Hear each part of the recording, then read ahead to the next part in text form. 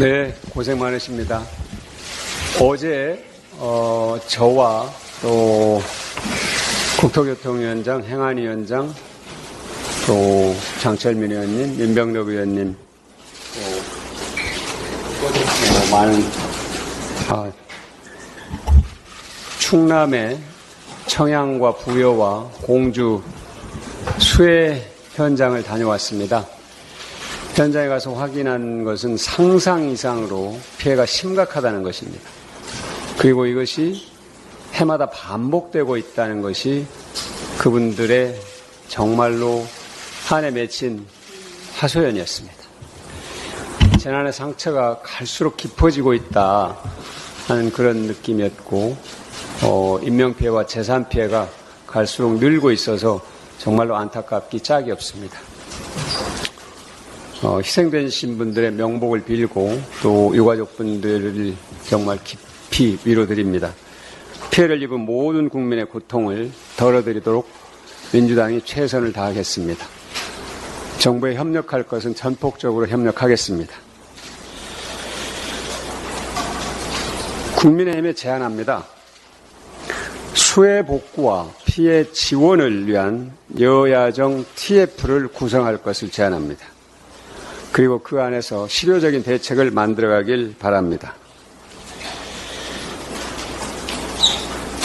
특별 재난지역 선포와 현실적인 지원은 1차적으로 중요합니다. 거기에 더해서 미래의 재난을 예방할 수 있는 대책을 마련하는 것, 이것 또한 매우 중요합니다. 현장의 목소리는 당장의 지원도 매우 중요하지만 또 다른 재난을 당하지 않도록 예방책을 확실하게 마련해달라는 것이었습니다. 피해 회복의 핵심은 속도입니다. 서로 첨예한 현안이 있더라도 여야정 TF만큼은 24시간 문을 열어서 협의해 나갔으면 합니다. 여야정 TF에서 피해 복구와 지원은 물론이고 재난 대응 체계를 전면 개선하는 등 재난 예방을 위한 근본적 대책도 마련할 것을 제안합니다. 국회에는 이미 여야 의원들이 발의한 도시 침수와 하천 범람 방지 대책 법안이 많이 있습니다. 우선 이 법안들을 신속하게 심의해서 8월 국회에서 처리할 수 있기를 기대하고 여당에 제안합니다. 또 하반기 경제 상황과 원활한 수해 복구를 위해서 추경을 편성하는 방안을 적극적으로 검토해 주실 것을 요청합니다. 민주당이 그동안 추경 편성을 강력하게 요청해 왔습니다. 그런데 이제 홍수 피해가 상상 이상으로 커져서 추경 편성의 필요성이 더욱더 분명해졌다, 이렇게 말씀을 드리고 국민의힘의 긍정적 답변을 기다리겠습니다. 관련해서 현재 지방자치단체 재난관리기금의 30%가 예방비, 70%가 복구비입니다. 그런데 이걸 거꾸로 예방비의 70%를 쓰고 복구비의 30%를 쓰는 그런 예산 배정의 원칙을 전환할 필요가 있다는 것을 현장에서 느꼈습니다. 마지막으로 기후위기 대응을 국가적 의제로 격상시켜야 합니다. 기후변화로 재난의 규모와 강도가 더욱 세지고 있습니다. 예측을 불허할 정도입니다. 기후위기 시대에 적극적으로 대응하는 국가적 기구의 설치를 요망합니다. 여야가 선거제도 개편 협상을 진행하고 있습니다.